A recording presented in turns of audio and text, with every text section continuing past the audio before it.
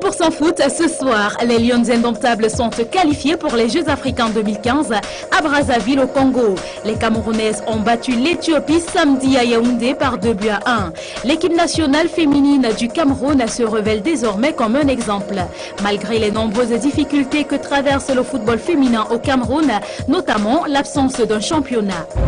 De leur côté, les Lions Espoirs sont éliminés. Ils ne prendront pas part aux Jeux africains. Battus 0-1 au match aller par le Zimbabwe, l'équipe Espoir de football du Cameroun a été contrainte à un match nul d'1 partout dimanche au stade Omnisport Amadou Ahidjo de Yaoundé. Dans la tanière des Lions indomptables, à moins de 2 mois des éliminatoires de la CAN 2017, bien de questions se posent. Quel avenir pour le sélectionneur Volker Finke? Les portes de la sélection seront-elles à nouveau ouvertes aux joueurs considérés comme des bannis? Les problèmes de gestion qui se multiplient depuis des mois dans les sélections inférieures vont-ils épargner l'équipe Fagnon? Rien jusqu'ici ne se précise. En Ligue 1, Lyon blessé de Foutouni a enregistré sa première défaite de la saison dimanche à Bafang. Battu 0-1 par l'Unisport du Honkam. Lyon blessé de Foutouni était resté invaincu depuis le début de la saison. Malgré sa défaite, le club reste leader du championnat avec 18 points. Une équipe qu'à la mi-temps, il rentre dans le vestiaire et il constate qu'on a forcé la porte et on a volé l'argent et téléphone de tous les joueurs. C'était un deuil national là-bas au vestiaire. La 10e journée de Ligue 1 a été marquée par le cambriolage des vestiaires de Yon Sport Academy de Bamenda. Au stade de la réunification lors du match contre Botafogo, de l'argent des téléphones portables ont été emportés. Jacques Rousse, l'ex-sociétaire du canon sportif de Yaoundé, est mort dimanche à l'âge de 54 ans. Il aurait succombé à un cancer. Jacques Rousse a également évolué au sein de l'équipe nationale de football du Cameroun.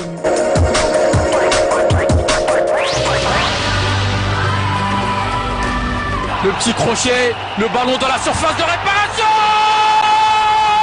Oh, Clinton J. J'ai commencé par le coupe top. Et après ça, j'étais avec les brasseries depuis 2006.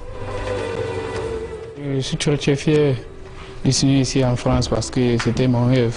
Jordan Ferry à la passe, une nouvelle fois, Clinton J qui remporte son duel cette fois-ci face à Benjamin Lecomte.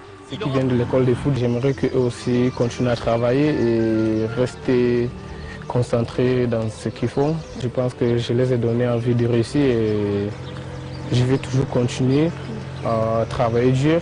Je laisse beaucoup de courage et beaucoup de réussite dans le foot. L'Académie des brasseries du Cameroun, c'est l'éducation pour le football et l'éducation pour la vie. Bonsoir à tous, bienvenue à 100% Foot. Vous êtes sur Equinox Télévision avec nos invités ce soir. L'actualité football de ce moment, la tanière des Lions indomptables du Cameroun, celle de l'équipe nationale de football féminine et même celle des Lions Espoirs qui ne prendront pas part aux Jeux africains de Brazzaville en cette année 2015. Timothée Makongo, bonsoir. Bonsoir. Ancien Lion indomptable, mais aussi ancien joueur du canon sportif de Yaoundé où a évolué Jacques Roux, si vous le voulez bien, et que vous avez côtoyé, parce qu'après sa carrière de footballeur, notamment au sein du canon sportif de Yaoundé et au sein de l'équipe nationale de football du Cameroun, Jacques Roux a embrassé les métiers de la communication, le journalisme de sport. Il recevait pas mal de personnes sur plusieurs plateaux de télévision. Et aussi à cette occasion, vous avez eu l'occasion de le côtoyer. J'ai eu l'occasion de le côtoyer quand il était footballeur. Il est arrivé 1 an et demi, 2 ans après moi. Après, je suis parti au canon dans les années 74, 75. Il est arrivé, je crois, autour de 78. Mais après, il s'est beaucoup fait connaître dans les métiers des sports, comme le journalisme sportif. Il était un très bon chroniqueur de football, un analyste dans toutes les compétitions internationales et qui a été présent dans la plupart des CAN depuis les années 80 jusqu'aux années 2010 et autres.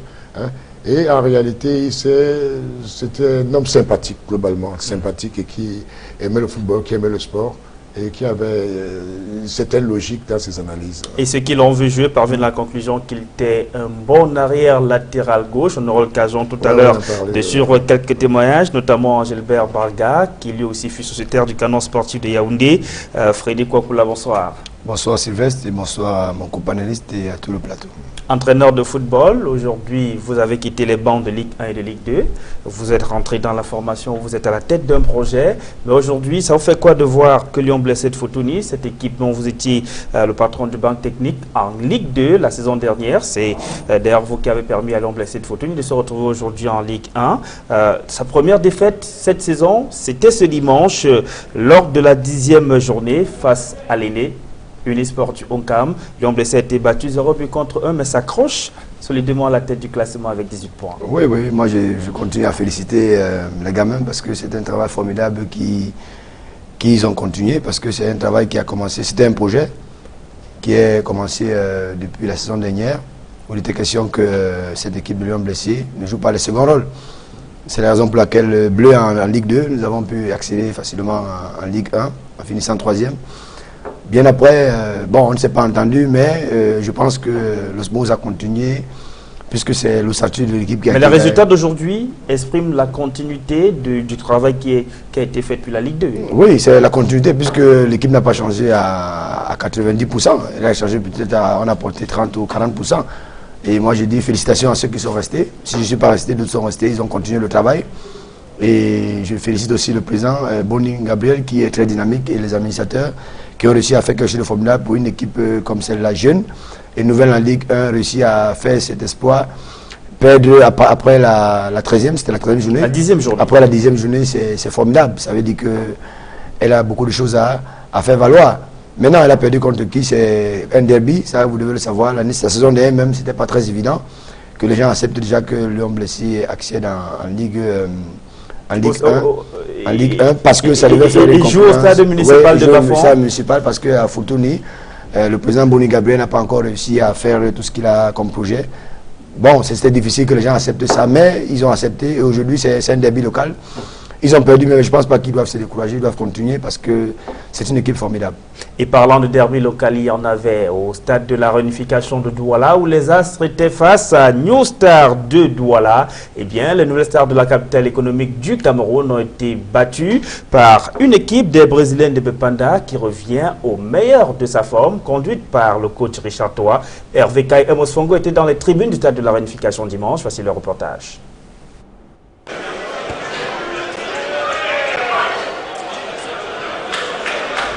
Le match As de Douala, New Star de Douala ne reflète pas la physionomie de ce derby. New Star de Douala fait face à la mauvaise forme de ses joueurs vedettes. Ce sont les tracas du coach Anissem Bargafou au quotidien. Les points qui se perdent, New Star de Douala gâche de nombreuses occasions.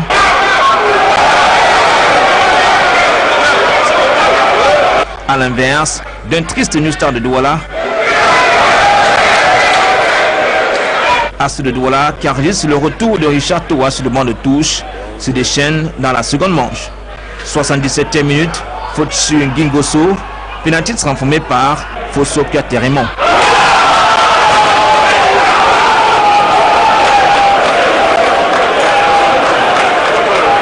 As de Douala finit le match à 10 après l'expulsion de Ouondi. New Star enregistre ainsi sa deuxième claque d'affilée à Douala. La seconde affiche, puis enlevée, Botafogo de Douala dans son rose fluo et les académiciens de Bamenda. Le face-à-face Augustin Kamga du Chili, Justin Kamga de Lyon Sport Academy de Bamenda promet. Les hommes de Justin Kamga tiennent leur match. 16e minute, Oona Junior frappe un coup en inscrivant le premier but de la partie face à une défense de Botafogo médusée.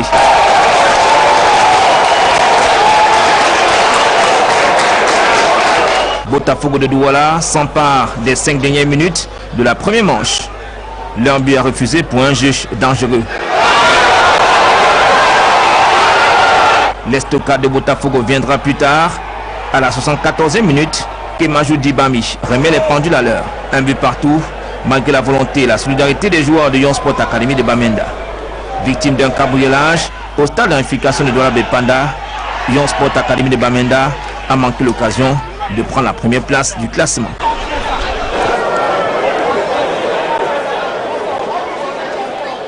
Hervé Kake nous a également proposé les images de l'autre rencontre de la 10e journée qui s'est disputée dimanche au stade de la Réunification. Et vous l'avez suivi comme nous sur ce plateau Timothée Makongo. Le match Lyon Sport Academy de Bamenda Boutafogo Douala, qui s'est soldé par un score de parité, un but partout, a été marqué par un fait, celui du cambriolage des vestiaires de Lyon Sport Academy de Bamenda. Argent, téléphone portable, emporté par des malfrats. C'est quand même inédit dans un stade de football. Oui, c'est assez surprenant. Bon, mais vous savez, au Cameroun, tout est possible. Mais disons que je suis quand même surpris parce que d'une manière générale, les stades sont gardés, les vestiaires sont gardés aussi. Ben, c'est une telle faute incompétente à notre surveillance. Alors, on ne peut pas parler d'incompétence dans ces cas-là parce qu'en réalité, il y a toujours eu des surveillants, il y a toujours eu des gardiens dans ce stade-là. Même pendant les matchs, il y a eu le personnel garde le stade, il y a toujours des gens qui gardent ces vestiaires. Est-ce un complot? Qu'est-ce qui s'est passé? Pourquoi il y a eu cette réalité? C'est difficile à expliquer. On soupçonne... il faudrait poser la question surtout au directeur de stade, parce que bon, c'est lui qui devrait assurer la mise en place de tout le personnel. Et il y a tout de même des soupçons sur des gens qui connaissent bien ce stade, qui auraient le double des clés des vestiaires, les vestiaires qui étaient occupés pour ce match-là par Lyon Sport Academy de Bamenda. Freddy Kwakula, dans votre jeune carrière, d'abord celle de footballeur, aujourd'hui d'entraîneur de football, qu'est-ce que ça fait? Est-ce qu'aujourd'hui on doit craindre même de ranger ses affaires dans des vestiaires, dans nos stades de football? Moi, je dis que c'est très désolant, ce genre de scénario, parce que un joueur qui sait qu'il a gardé son matériel et qu'à la mi-temps, il revient, il trouve que le matériel a été dérobé, vous pensez qu'il peut être dans quel état? Et maintenant, ce qui se passe, c'est que ce n'est pas la première fois que ça se passe, apparemment. Bon, de mon vécu, le fait que j'étais d'abord ici, à Douala avant de partir à Bétois aujourd'hui, ça s'est passé 2 fois déjà. Ou Bamoutou, ça, comment je veux dire, c'est plein de ça, je ne sais pas encore où c'est Astre qui s'est plein de ça. Bon, moi, je pense qu'il faut qu'on essaie de voir, c'est peut-être un complot contre la personne ou ceux qui, pour le moment, sont en train de diriger ce stade. Je ne saurais prendre la défense, mais je pense qu'eux-mêmes doivent essayer de faire la propreté dans leur entourage et de voir avec qui ils doivent travailler logiquement. Parce que ces joueurs déjà, qui, vous savez que le football déjà au départ ne rapporte presque rien à ses enfants. Ici, brusquement, vous les dérobez. Salaire, argent, portable, bijoux et autres. Vous pensez comment ils vont être sur le plan psychologique pour continuer la compétition et autres?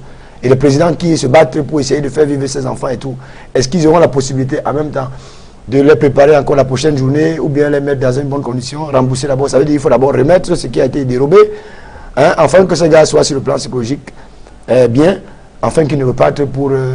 les matchs prochains. Moi, je dis que c'est très dommage. Et très déçu par cette situation, le coach de Lyon Sport Academy de Bamenda, Justin Kamge, vous le verrez tout à l'heure en image, et vous l'écouterez d'ailleurs, très déçu par cette situation. Il pense d'ailleurs même que c'est cela qui a en grande partie déstabilisé ces joueurs. Avant Justin Kamge, vous proposez les réactions du match qui opposait les Astres de Douala, New Star de Douala, celle côté Astres de Douala, 2000, le capitaine des présidents de Bepanda, et Richard Toa pour cette victoire 1-0 sur New Star de Douala. Ce sont des réactions recueillies au micro de RVK et Mosongo. Très heureux. Vous savez, les matchs de 13 ans ne sont pas faciles. Bon voilà, grâce à Dieu, nous avons pu remporter. J'ai intérêt, je suis capitaine. Je suis obligé de me donner à 200%. Vous savez, je reste l'un des plus anciens dans cette équipe. Et j'ai comme impression que si cette équipe va mal, c'est une qui va mal. C'est pourquoi à chaque match, je suis obligé de me donner à 100%. Non, vous savez, c'est un derby. On n'avait pas besoin de beaucoup motiver ces joueurs parce qu'ils avaient vraiment envie de pouvoir jouer ce match. Déjà que les deux équipes s'entraînent sur le même terrain. Nous, on s'entraîne après, c'est New Star qui vient. Je pense que ce match a été préparé dans de très bonnes conditions.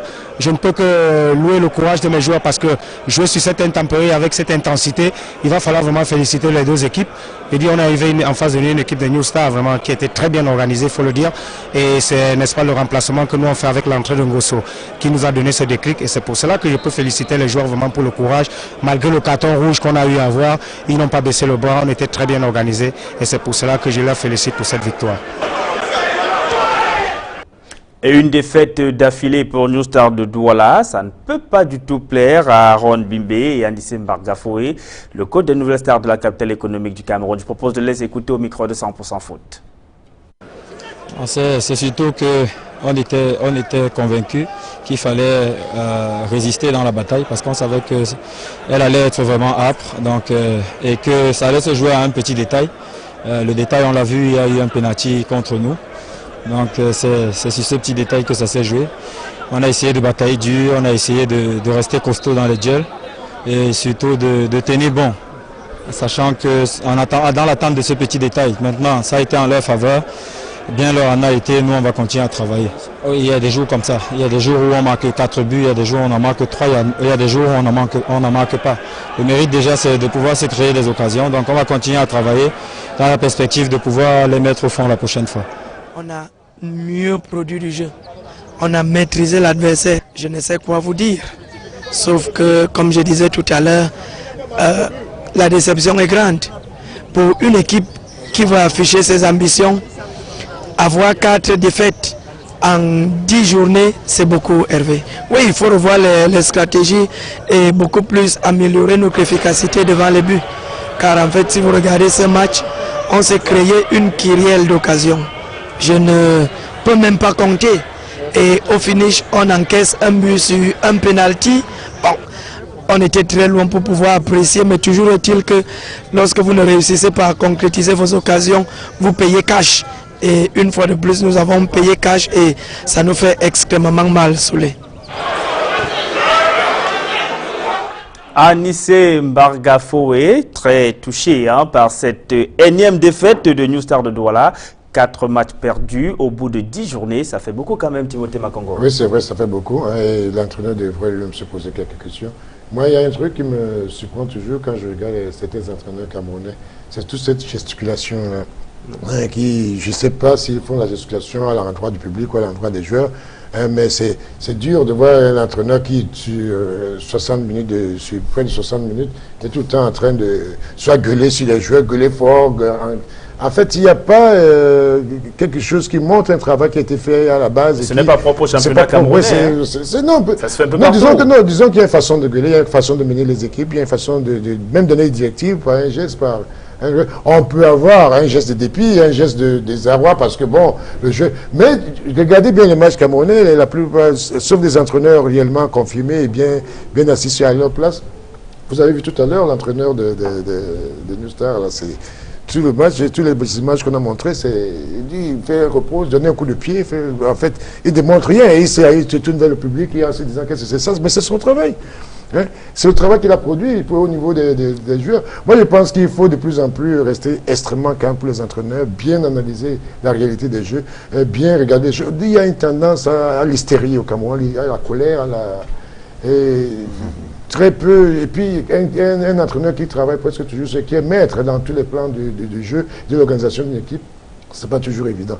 Et dans nos équipes locales, on a tendance à avoir toujours un seul maître qui décide de tout, qui voit tout, qui analyse tout, qui comprend tout. Hein. Il faudrait que ce soit un travail d'équipe. Moi, je pense qu'il faudrait de plus en plus tendre vers le travail d'équipe et chacun joue un rôle bien précis pour aboutir à des résultats certains.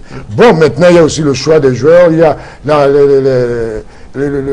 qui on va classer, où est-ce qu'on recrute le recrutement des joueurs, qui est celui qui décide pour recruter, les moyens mis pour le recrutement des joueurs, tout ça, ça joue. Hein, bon, mais je ne sais pas, 4 défaites, ça veut dire qu'ils sont... C'est ce qu'ils méritent en ce moment. Frédéric Ouakola, vous êtes entraîneur de football, 4 matchs perdus après 10 journées, 12 points perdus. Est-ce que le discours doit changer dans les vestiaires? Non, moi je ne prendrais pas la chose de la même façon que le grand frère, mon père que j'appelle toujours, c'est Timothée Makongo. Mais il est bien vrai que quand on perd déjà 4 matchs en 10 journées, on doit se dire que bon, nos ambitions sont un peu dans l'eau, parce qu'une grande équipe qui veut gagner un championnat ne serait pour faire avoir 5 ou 6 défaites, c'est pas logique. Maintenant, tirer sur les entraîneurs, c'est une chose. Ok, ça c'est une vérité, c'est une vérité. Parce que quand il y a des défaites, on ne regarde que les entraîneurs. On va dire là maintenant que je protège mes collaborateurs et autres. Bon, je ne dirais pas ça de cette façon, mais je pense que quand il y a une défaite, on ne regarde pas seulement le côté technique. Est-ce que sur le plan administratif, ça a été bien préparé? Le match, les primes d'entraînement, les primes de match, ce qui a été promis aux joueurs, est-ce que les joueurs sont sur un état psychologique normal pour jouer un match ou bien pour vous apporter les résultats? Est-ce que les matchs qu'ils ont gagnés avant, ils ont eu des primes? Ainsi de suite. Est-ce qu'ils ont des soins? Est-ce qu'il y a beaucoup de paramètres? Vous voyez, la vie d'un entraîneur n'est pas évidente. Elle est très difficile. Quand un entraîneur prend un match, je vous dis, Moi, je suis un entraîneur, j'ai déjà eu à faire l'élite, vous-même vous le savez. Vous souffrez pendant une semaine. Vous ne savez pas ce qui va se passer le jour du match. Mais il est bien vrai que sur le plan technico-tactique, vous préparez les choses, vous mettez les choses en place, mais un petit truc sur le plan administratif peut vous déstabiliser. Maintenant, par rapport à ce que le grand frère dit, la gesticulation, je ne pense pas que c'est qu'au Cameroun. Chaque entraîneur a la façon à lui de passer le message. Moi, personnellement, dans mon match, vous avez vu le match, je passe le temps à replacer mes joueurs, à expliquer, à ainsi de suite. Parce que vous devez savoir qu'il y a des entraîneurs qui étudient les joueurs qui n'ont pas encore un vécu, qui n'ont pas encore une grande expérience. Vous avez des joueurs qui ont une grande expérience, vous allez faire des choses en entraînement, ils vont seulement aller sur le terrain appliqué. Bien que même ces joueurs qui ont l'expérience, même vous voyez les championnats européens, même ces joueurs on les replace. Moi j'ai vu les grands entraîneurs comme le Ferguson replacer, les Mourinho, les Ancelotti qui étaient à un moment donné à Rennes, qui passaient le temps à crier sur les joueurs, à les insulter même. Bon, on ne saurait dire que la façon dont Anissé bargageait son équipe, c'est une façon pour montrer au public qu'il fait un travail bien, machin, truc, mais c'est sa façon lui de gérer son équipe. Et je dis, la défaite n'est pas seulement à remettre à un entraîneur, elle à remettre à toute l'équipe. Maintenant, par rapport à ce que le grand frère dit, travailler en symbiose, en collaboration, c'est une chose, mais ce n'est pas l'entraîneur principal de décider. Souvent, les entraîneurs décident avec qui ils veulent travailler, mais les présidents des clubs les obligent à travailler avec certaines personnes. Et à un moment donné, le message ne passe pas et il se rend compte qu'il est seul et il est obligé de faire seul. Et maintenant, on va parler de l'autre match qui s'est joué dimanche au stade de la Réunification, le match que posait Botafogo de Douala à Yon Sport Academy de Bamenda. Ça, c'est pour les réactions. Je vais vous proposer d'écouter Hugo Niamé, le gardien de but de Botafogo de Douala, l'ex-capitaine des Astres Football Club de Douala, ainsi que le coach de Botafogo, Augustin Kamga, tous deux au micro de Emos Fongo et RVK. Nous sommes quand même contents pour le match qu'on a arraché, mais nous pouvions faire mieux. On a vu à la première mi-temps, on n'a pas trop donné. Et on a pris un but sur une erreur de jeunesse, je veux dire. Et discret à Dieu, on a poussé à la deuxième mi-temps, on a réussi à égaliser. Oui, les ambitions ne changent pas, ça reste toujours les mêmes. D'être africain la saison prochaine. Même comme ça ne nous sourit pas encore les victoires, mais on va travailler pour arriver jusqu'au bout. Moi je pense que c'est un match qui était à notre portée parce que nous on a commencé le match d'abord très timoré et maintenant en deuxième mi-temps on a eu un discours qui est passé entre nous dans les vestiaires et on pense que si on aborde tous nos matchs comme on a abordé la deuxième mi-temps, on pourra avoir de bons résultats dans ce championnat. Maintenant il y a encore beaucoup à faire, on a beaucoup péché au niveau de la finition, mais on pense que ça va aller dans les prochains matchs. Non, je pense qu'on a toujours les mêmes ambitions et c'est un championnat à 3 points. Donc maintenant on peut perdre 2 matchs et gagner 3 matchs ou 2 matchs d'affilée dans ce championnat et se retrouver très haut. Donc maintenant, on va continuer à bosser pour aborder les matchs comme ils viennent. Ce championnat est encore long, donc n'oubliez pas que la phase aller, ce n'est pas la phase retour. Merci. C'est un sentiment mitigé. On avait certes un peu peur de cette équipe de Yon Sport, mais à la fin, on peut nourrir des regrets parce qu'au vu du match, on aurait pu remporter les 3 points. Parce que cette équipe de Yon Sport, certes, elle est forte, elle est conquérante, elle est même très dangereuse, surtout au moment où tu penses que tu la domines. Mais nous, on a su tenir le bon bout, on n'a pas eu de la chance, surtout l'arbitre ne nous a pas aidés parce qu'il y a des jours qu'il faut que l'arbitre quand même aide une certaine équipe. Quand il refuse notre but de la première mi-temps, il refuse un penalty valable. En deuxième mi-temps, je pense qu'on peut nourrir des regrets. Mais qu'à cela ne tienne, Yon Sport mérite son rang actuel. Mais nous, on peut nourrir toujours, comme je le dis, des regrets. On aurait pu remporter les 3 points. Oui, on vous avait dit depuis le début de la saison que notre ambition restait tout simplement le maintien. Donc, à cela, on n'ajoute rien. On continue de se battre. Le championnat est long. On espère pouvoir recoller parce qu'après 2 défaites, aujourd'hui c'est un nul. C'est pas si mauvais, mais on peut nourrir, comme je vous l'ai dit, des regrets parce qu'on aurait pu avoir les 3 points. Mais notre ambition reste le maintien tout de même. Et l'avancement de Botafogo de Douala Kemajou qui s'exprimait juste avant le gardien de but Hugo Niamé et le coach Augustin Kamga. Timothée Makongo, Freddy Kokula, on va revenir sur cette affaire de cambriolage des vestiaires de Yon Sport Academy de Bamenda. On va écouter Justin Kamge, le coach de Yon Sport Academy de Bamenda qui, vous allez le voir, très déçu par ce qui s'est passé. Je propose de l'écouter au micro de 100% Foot. Oui, je vais vous surprendre en disant qu'un sentiment de fierté parce que imaginez-vous, une équipe qu'à la mi-temps il rentre dans les vestiaires et il constate qu'on a forcé la porte et on a volé l'argent et téléphone de tous les joueurs. C'était un deuil national là-bas au vestiaire. Alors, et nous revenons et on parvient à faire un 1-1. Moi, je pense quand même qu'il faut apprécier ces enfants. Parce que l'état psychologique était déjà en bas. Et vous savez, le football, c'est 80% psycho et 20% ce que nous travaillons. Donc, je dis bien, ce vol a cassé sur le plan moral tous ces enfants. Beaucoup avaient les larmes, ils pleuraient là. Et le temps de les remettre, ce n'était pas facile. Hein. Alors, moi, je pense quand même qu'il faut leur tirer un coup de chapeau pour avoir pu rentrer avec un seul point dans nos JBC. Bon, je vais recenser tout ce qui s'est passé et je vais rencontrer le directeur du stade. Et puis, je crois que, à mon humble avis, c'est un vol qui est à l'intérieur parce que c'est quelqu'un qui a dû, n'est-ce pas, avoir les doubles des clés pour exploiter cela. Pendant que nous sommes ici au vestiaire, les gens vont voler les téléphones de mes joueurs, de l'argent au vestiaire. Alors, vous attendez à quoi? À quelle victoire? Imaginez-vous, mettez-vous à leur place. Moi, je pense qu'ils sont beaucoup joués, il faut les apprécier dans cette situation.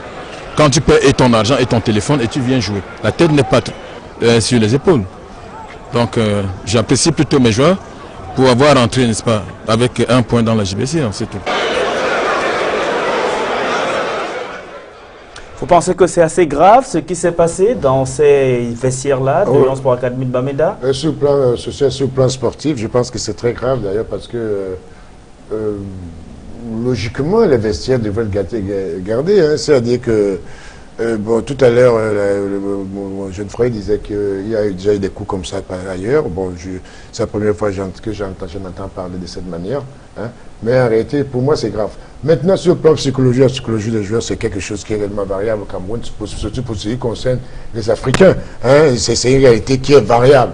Hein. Nous n'avons pas la même fragilité que les Blancs en matière de traumatisme, hein, traumatisme psychique ou psychologique. Bon, mais comme l'a dit l'entraîneur tout à l'heure, c'est pas évident d'aller affronter une deuxième mi-temps ayant dans la tête qu'on vous a volé vos choses. Surtout, le fait, c'est même pas le fait d'avoir volé, mais le fait que cela soit possible.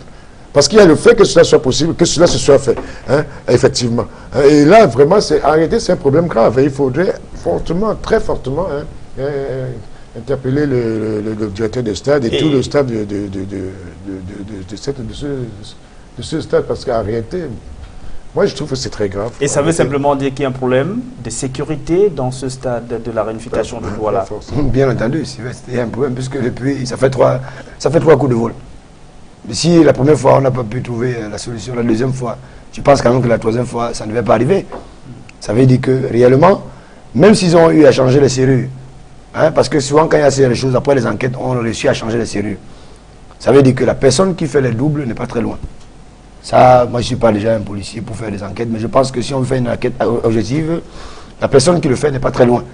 Parce que moi je connais un peu la moralité du directeur du stade, puisqu'on a travaillé ensemble, on se connaît bien, c'est un homme bien, mais je pense qu'il a intérêt à bien sécuriser son entourage, parce que son entourage n'est pas bien.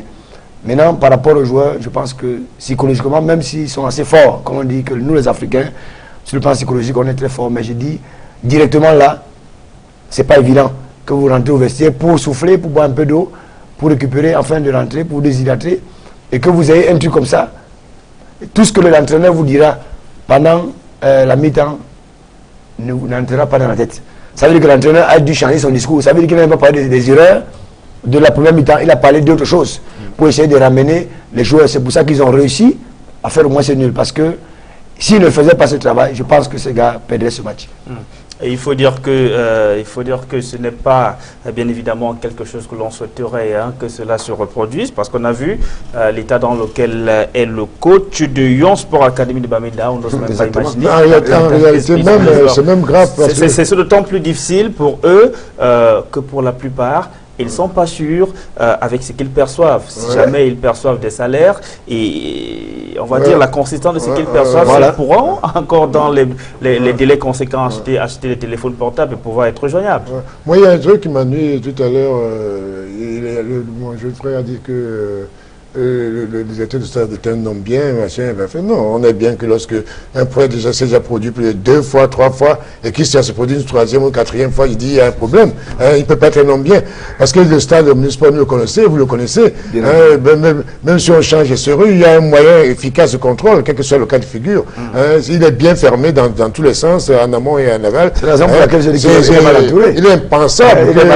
Un premier coup ait lieu, un deuxième coup ait lieu, et que finalement il y en a même un 3e. Je dis il y a quelque chose qui ne va pas.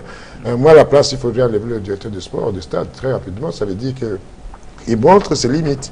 Il n'y a rien à faire. Il montre ses limites. Pour moi, c'est quelqu'un qu'il faut faire sauter rapidement, parce que si ça s'est passé 2-3 fois la même année, où j'ai dit il y a un problème. Mais est-ce que ce n'est pas au-delà du directeur du stade de la réunification de Douala, que l'on sait très professionnel aussi quand même, Fritz Mbela, qui depuis qu'il est aussi arrivé au stade de la réunification de Douala a mis fin à un certain nombre de dérapages qui s'étaient implantés. Est-ce qu'aujourd'hui, il faudrait plutôt pas regarder l'état même dans lequel se trouve ce stade de la réunification. Parce que ce n'est pas un secret pour quelqu'un, c'est un secret pour personne aujourd'hui, que vous avez des personnes qui habitent les environs, qui peuvent rentrer dans ce stade à tout moment.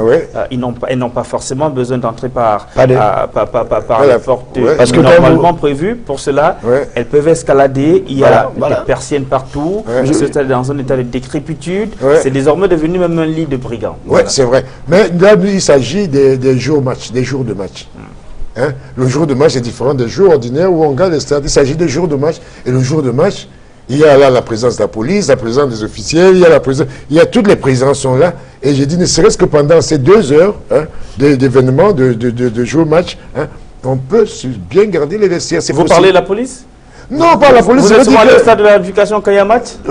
Beaucoup de ces policiers sont dans les tribunes, comme les spectateurs et gars. Quand on dit police, les entrées des vestiaires, il y a toujours des policiers à l'entrée des vestiaires, à la sortie des vestiaires, à l'entrée des tribunes, il y a les policiers quand même s'ils sont souvent dans les tribunes. Comment comprendre donc que cela soit produit? Mais je dis que ça, en réalité, c'est si c'était la première fois, on pourrait comprendre que ce soit arrivé, on dirait, bon, c'est malheureux, ça a pu arriver parce qu'il y a des trous, il y a des ouvertures. Mais quand ça arrive, comme il a dit tout à l'heure, 2, 3, 4 fois, j'ai dit, il y a un problème. C'est-à-dire qu'on peut prendre des dispositions les jours de match, parce qu'en dehors des jours de match, comme vous l'avez dit tout à l'heure, forcément, c'est un passoire. C'est même, bon, il y a des... Mais ce qui est aussi à redire, c'est que Sylvestre n'a pas tort en disant que ce stade doit être refait. C'est évident. Il doit être refait, parce que vous dites que la sécurité est faite pendant les jours de match. Je dis devrait être mise en place. Ça, c'est une réalité, c'est un mécanisme normal. Mais ce que vous devez savoir, c'est que nous, les équipes, souvent, quand on arrive au stade, nous trouvons déjà les Nangabo, comme il dit, les gars qui dorment là-bas, qui sont déjà au stade. Comment ils ont fait pour entrer? Qu'est-ce que ça signifie? C'est autant de choses. On n'a pas pu les mettre dehors. Et ça, on a pu les mettre parce que il y a, généralement, les matins de match, il y a les réunions techniques. Avec les réunions techniques, on suppose que la police fait partie des réunions techniques, comme vous devez le savoir, il doit participer aux réunions techniques. Et il y a donc la police, ou la gendarmerie, ou bien comment on appelle ça, les ambulanciers, là, la Croix-Rouge, les stadiers, tout ça, ils sont tous là les jours de match. De plus en plus, au Cameroun, il y a des stadiers. Il y a maintenant aussi, comme ce qu'on appelle, en dehors du directeur des stades, il y a un coordinateur des stades. Tous ces gens-là sont là le matin où il y a réunion technique. Ça veut dire qu'on prend une disposition, non seulement pour les vestiaires, on prend une disposition pour les couloirs des vestiaires, pour tout ce qui est cette zone de vestiaires, qui est toute une zone qui est contrôlable, que ce soit à Yaoundé ou à Douala. Je prends ces 2 stades parce que les autres stades, finalement, ne sont pas encore des stades. Exactement. Mais pour Douala, Yaoundé, ces zones sont contrôlables les jours de match.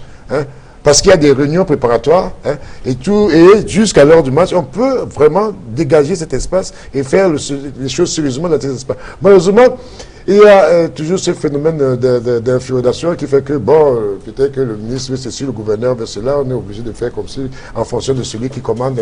Mais si les règles étaient respectées, en donnant à chacun sa fonction, au moment tel qu'il fallait la lui donner, pour qu'il exerce comme elle la lui a donné, je vous assure, il n'y aurait pas autant de problèmes. Moi, je pense que il faut préciser qu'une enquête est ouverte, on attendra donc la conclusion de cette enquête. Mais, telles que les choses sont passées, est-ce qu'il ne faudrait pas se méfier plutôt de l'entourage c'est ça que j'ai dit. C'est ça que j'ai dit tout à l'heure, que moi je pense que le directeur est mal entouré. Il n'a pas encore réussi, après le premier coup de vol qu'il a eu, à refaire son entourage. Mais il n'a pas réussi. Moi je dis, Mais de dire que directement il faut le sacrifier, il faut qu'il... Non, mais je ne dis pas qu'il faut le sacrifier, mais je dis qu'il faut qu'il parte. Moi, je pense que c'est une mesure tout simplement de conservatoire. Ça veut dire que quand ils disent qu'il est mal entouré, oui. C'est dangereux de dire qu'il est mal entouré. C'est comme si vous diriez que le président de la République est mal entouré, les autres font mal, donc lui il est bien, il fait bien. Quand une réalité va mal, c'est celui qui est le patron qui est le responsable de ce mal, de ce malaise et tout ce qui est mauvais dans ce truc-là. Si vraiment il pense qu'il est mal entouré, mais il vide ces gens-là qui l'entourent mal. Hein? S'il voit qu'il y a un service ou un département ou un secteur qui marche mal, mais il vire tous ces gens. Mais maintenant, dans cette réalité de trucs, première chose à faire, puisque c'est la 4e fois, hein, le directeur de stade est mis en cause, quel que soit son nom, ça n'a pas d'importance. D'après ça, c'est le directeur de stade qui est mis en cause. L'enquête concerne surtout le directeur de stade. Quelles sont ses responsabilités? Où se limitent ses responsabilités? Sauf si maintenant, le chargé des finances est plus grand que le directeur de stade, le chargé de la billetterie est plus grand que le directeur de stade. À ce moment-là, ça devient une bouillabaisse où le directeur de stade n'est plus responsable. Mais si c'est lui le responsable de tout ce qu'on appelle le stade, alors là, il est responsable dans tous les cas, forcément, il est virable.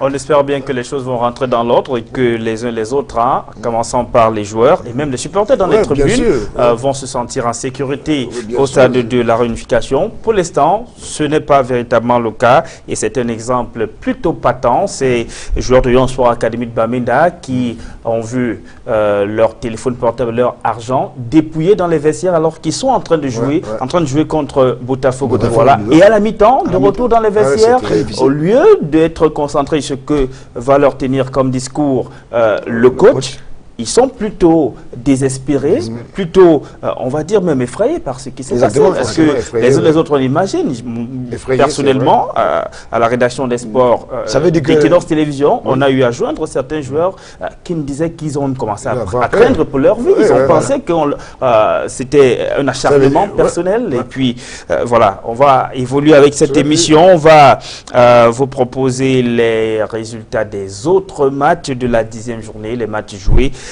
dimanche, bien évidemment. On note, on en a d'ailleurs parlé tout à l'heure en début d'émission, cette victoire de Unisport du Oncam ou alors cette première défaite de la saison de Lyon blessé de Fotouni, battu 0 but contre 1 par Unisport du Oncam. Et Cosmos du Mbam, vous le voyez aussi, a été battu 1 but contre 2 par la Panthère sportive d'Undé, Fouvoud Baham, de Joseph Monté, à Dame Le Pion, à l'Union sportive de Douala, battu 1 but contre 2. Maintenant, au classement non officiel à l'issue de cette 10e journée qui n'est pas encore bouclée, hein, parce que le canon sportif de Yaoundé et Coton Sport de Garoua, le match est reporté, le match de la 10e journée du championnat. Lyon blessé de Fotouni reste leader malgré sa défaite avec 18 points. Il faut le noter, Lyon blessé de Fotouni a un match en moins, un match en retard. Lyon Sport Academy de Bamenda prend la 2e place du classement après son match nul face à Botafogo Douala. Lyon Sport Academy de Bamenda a 17 points et est 2e. Coton Sport de Garoua avec 3 matchs en retard.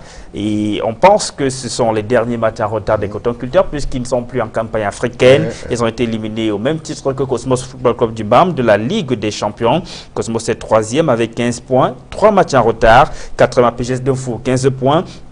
Moins un match, Bamboutos de Bouddha est à la 5e place de ce classement avec 15 points. On va regarder rapidement dans le bas du tableau, à la 15e place UMS de Loum avec un match en moins et à 9 points. 16e Cosmos du Mbam, 7 points, 2 matchs en moins. De la Kwan Sport Academy de Limbe, 6 points avec un match en retard. Et la Lanterne Rouge, le canon sportif de Yaoundé, un match en retard et 5 points. Et même si le canon jouait son match, et que l'Emcoq Mongon a remporté ce match-là, eh bien, ça ne ferait pas du tout sortir le canon de la zone de relégation, puisque seulement 5 points pour le canon. En cas de victoire avec ce match en retard, ça fait 8 points. Je te dirais UMS de Loum qui en compte 9. C'est difficile hein, pour le canon de Yaoundé Tiboutima Congo. Votre club de cœur. Oui, c'est vrai. Dans lequel vous avez évolué. Je pense que le canon va y réserver encore des surprises. Ils se sont retrouvés plusieurs fois dans ce type de position et ils ont pu ressurgir au fil. Mais bon. Vous croisez les doigts. Dieu me croise les doigts. J'espère que ça va aller. Freddy quoi? Bon, ce que je pense, c'est que ça fait déjà près de 3-4 ans où Canon se retrouve dans la même situation. Hein. Moi, je ne pense pas que Canon a un problème d'entraîneur ou bien de problème de joueur. Ou problème de moyens. Moi, je pense que c'est un problème de relation au niveau de la tête de la direction. C'est des batailles. Et ces batailles qui ne nourrissent pas la jeunesse, qui n'aident pas la jeunesse et qui ne permettent pas que les jeunes et les entraîneurs puissent comment je veux dire, s'exprimer normalement. Ouais. Quand il y a toutes ces batailles où l'un dit je suis président, l'autre dit je suis manager, machin, c'est moi qui est ici, les subventions c'est moi, patati patata. Vous pensez que comment il y aura une symbiose dans une équipe? Parce qu'une équipe c'est quand même un ensemble. Une équipe c'est des gens qui se tiennent la main et tout ça. Ce qui permet que tout ce qu'on fait ensemble a une synergie et on avance.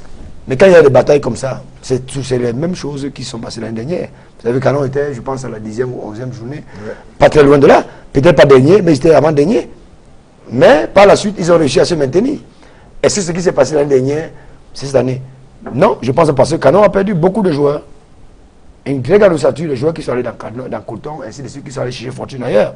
Ou bien chercher un temps de jeu conséquent, ou bien une équipe où ils ont un équilibre. Il y a une nouvelle administration. Une nouvelle administration aussi. Cette année, ce n'est pas le cas. J'ai suivi un peu le recrutement de Canon.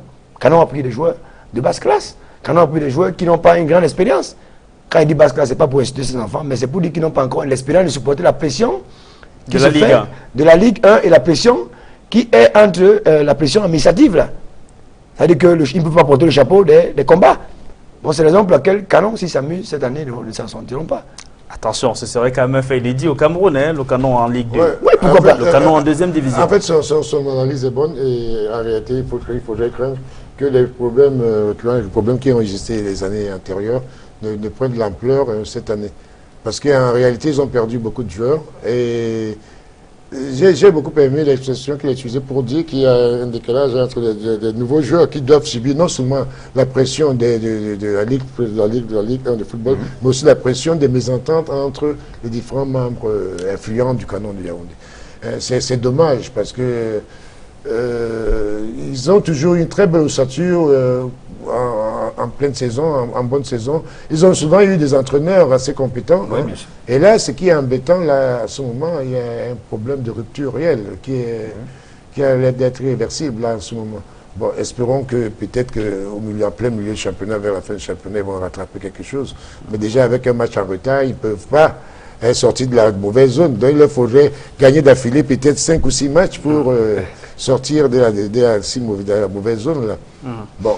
Espérons, mais là, c'est difficile de démêler les problèmes qui sortent dans les équipes, mais les joueurs en participent. C'est bien sûr, les joueurs subissent quand même cette mésentente, ce tiraillement entre certains entraîneurs, pas les entraîneurs forcément, mais surtout à certains dirigeants. Il y a beaucoup de classes dans le Canon.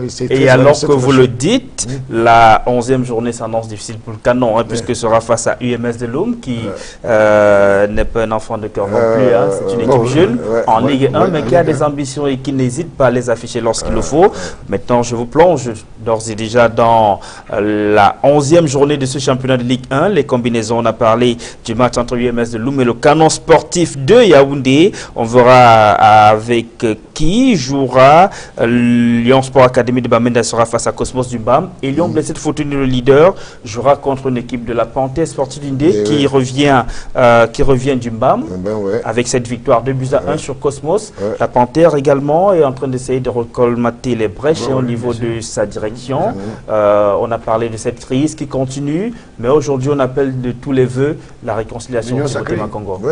Oui, mais c'est toujours ça, l'union sacrée, comme ils disent souvent.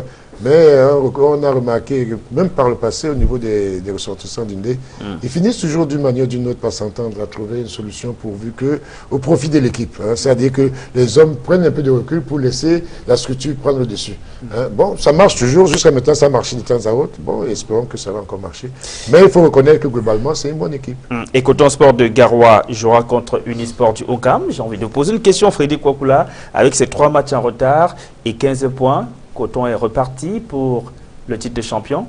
Oui, je pense que si Coton négocie bien ses matchs, étant donné que vous avez des talents qui sont déjà éliminés en Champions League, ils vont mieux se concentrer cette année au championnat. Et je pense que s'ils réussissent à gagner les matchs qu'ils ont comme en retard, ils vont se retrouver à la tête du championnat. Mais rien n'est certain qu'ils seront champions parce que ce que je vais vous dire, c'est que Lyon Blessé aussi est derrière. Il y a les Yosa cette année qui a une bonne organisation. Lyon Sport Academy qui a une bonne organisation. Il y a beaucoup d'équipes là qui... Il y a Union. Il y a Union de Douala aussi. Il y a New Star de Douala. Il y a même le Canon. Hein. Non, pour le moment, moi je regarde... C'est pas encore la fin pour le Canon. Oui, c'est vrai, c'est pas encore la fin, mais je serais trop surpris que le Canon se retrouve dans le top 5. Ce qui n'est pas impossible, mais ce serait très difficile avec les points maintenant. Mais je pense que le Coton Sport de Garoua peut réussir encore cette année à être champion du Cameroun. Déjà que c'est la meilleure équipe du Cameroun sur le plan administratif. C'est l'équipe la plus organisée, c'est l'équipe où, comme a dit le grand frère tout à l'heure, il y a une synergie entre les entraîneurs. L'entraîneur principal qui est manager de l'équipe travaille avec ceux qui veut travailler.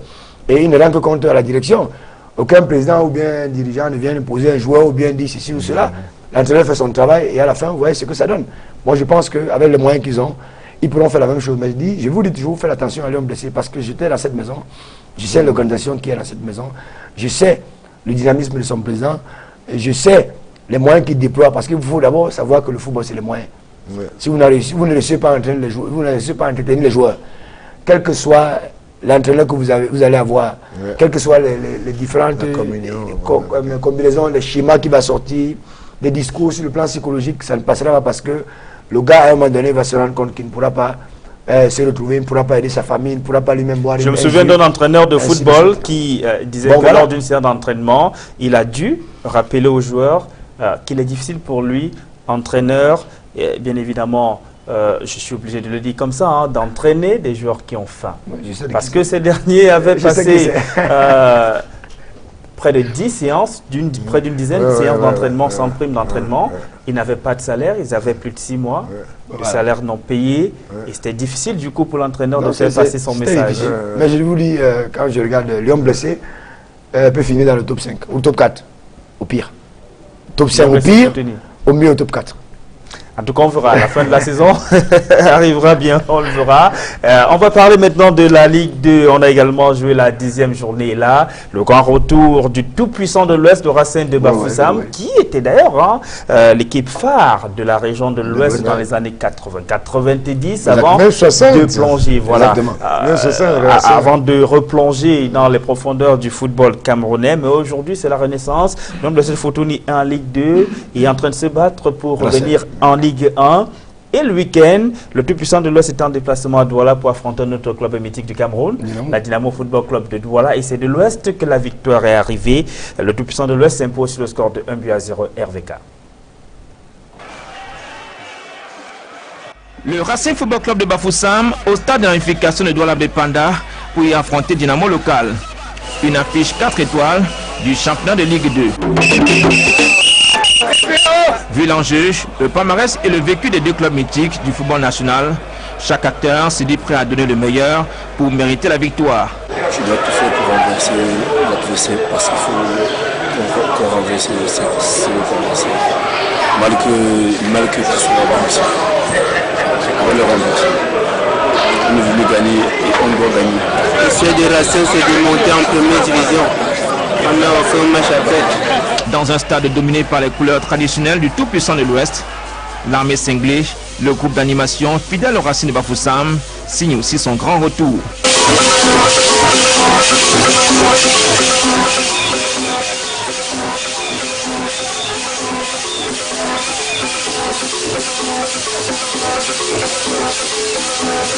Les chansons cultes de ce groupe d'animation sont reprises avec harmonie.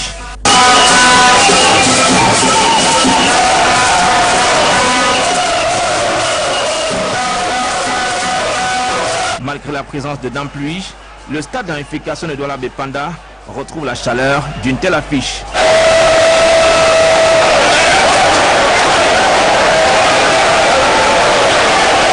Dès le premier coup de sifflet de l'arbitre de la partie, le tout-puissant de l'Ouest est maître des débats. Le Racing de Bafoussam, appliqué, est dans une phase de démonstration. Dynamo de Douala est un sacré concurrent, mais les joueurs sont crispés. Jusqu'à la pause, les Bomba Job ne répliquent pas. Au retour des vestiaires, le coach remet ses hommes sur le droit chemin. La conduite change, le tout-puissant de l'Ouest cède un peu d'espace. Dynamo de Douala s'illustre très bien sur le pré, avant de sombrer à nouveau dans les 10 dernières minutes. Le coup fatal intervient à la 88e minute. Fautué conclut à merveille cette action pour la victoire du TPO.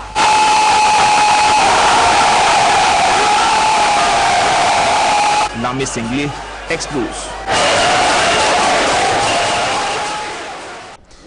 Timothée Makongo en 1973, vous êtes au Canon de Yaoundé. Ouais. Le Canon reçoit le Racing de Bafoussam. Un match que vous êtes loin d'oublier. Hein. Oui, c'était des grands matchs de manière générale. Le Racing nous avait reçus à Bafoussam et nous les avons reçus à Yaoundé. Il faut dire que c'est une équipe de tradition. C'était une très très belle équipe, une grande équipe à l'époque. J'ai oublié le nom des joueurs qui faisaient un peu l'ossature de cette équipe. Mais vous savez, à l'époque, les joueurs, il y avait toujours des joueurs qui faisaient 4, 5, 6 ans, 10 ans avec l'équipe et vous aviez des très très beaux matchs, des très beaux derbys à l'époque. Il y a eu des jeux des équipes de tradition. D'ailleurs, quand on regarde le match, regardez bien l'engouement qu'il y a dans le stade Amadou Ahidjo.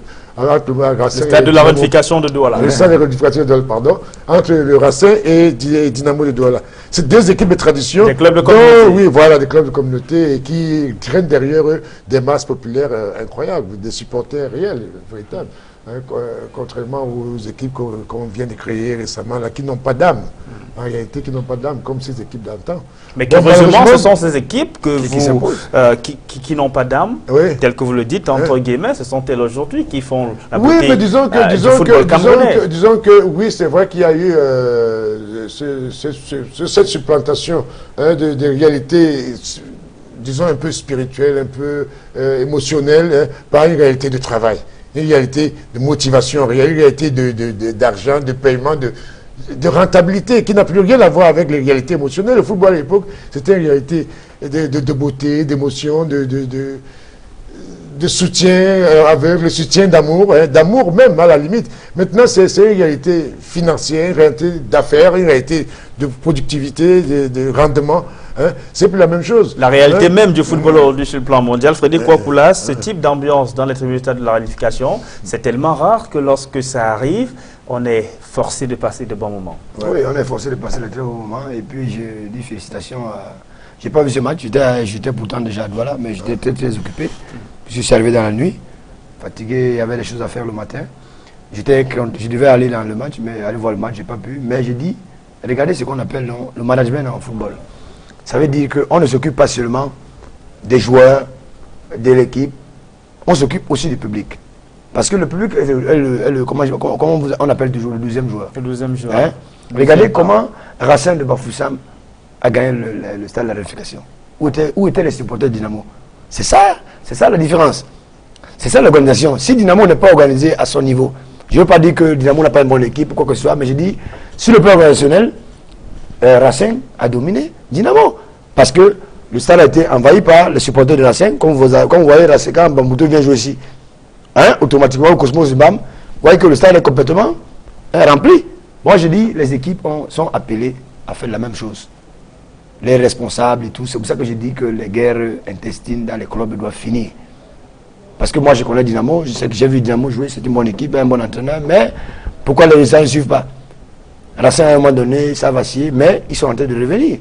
Et moi, je pense que nous devons encourager ce genre d'équipe à se retrouver en élite. Ça va aller pour les bonnes badges de la Dynamo de Douala, je peux vous le rassurer. On y travaille. Quand je dis c'est ceux qui sont autour de cette équipe-là pour qu'elle retrouve l'élite. C'est notre choix. Du football camerounais. Messieurs, allez, on va marquer une courte pause. On reviendra juste après parler de nos sélections nationales. À tout de suite.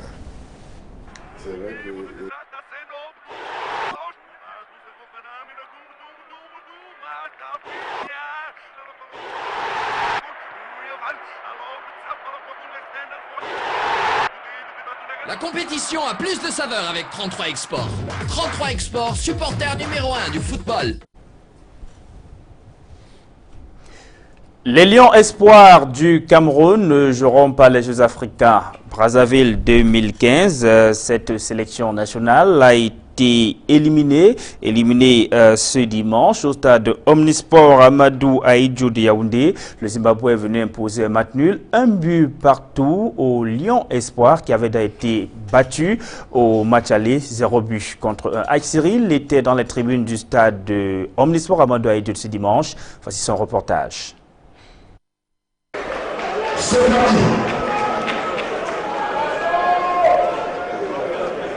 Voilà ce qui aurait pu être le premier tournant du match. 36e minute, Atouba Yazid manque sa tête sur une occasion en or. Dans la foulée, le Zimbabwe corrige ce raté.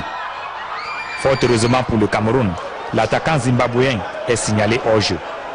Le score en reste là, 0 but partout jusqu'à la 47e minute, lorsque le Cameroun trouve enfin la faille.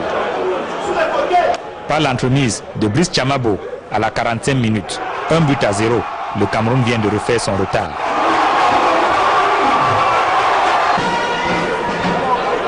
Les Lions Espoirs mènent à la mi-temps 7, mais les plus malheureux de cette rencontre sont les hommes de médias.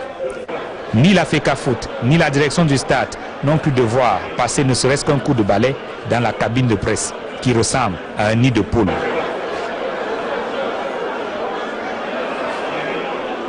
Et pour ne rien arranger, la feuille de match, arrivée 15 minutes après le coup d'envoi, ne comporte pas le nom de l'entraîneur zimbabwéen.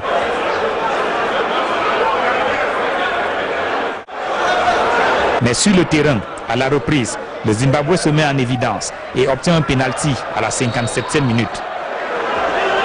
Face à Lawrence Lamga du Zimbabwe, le portier camerounais va du bon côté, mais son renvoi du pied n'est pas suffisamment appuyé. Le Zimbabwe égalise, 1 but partout.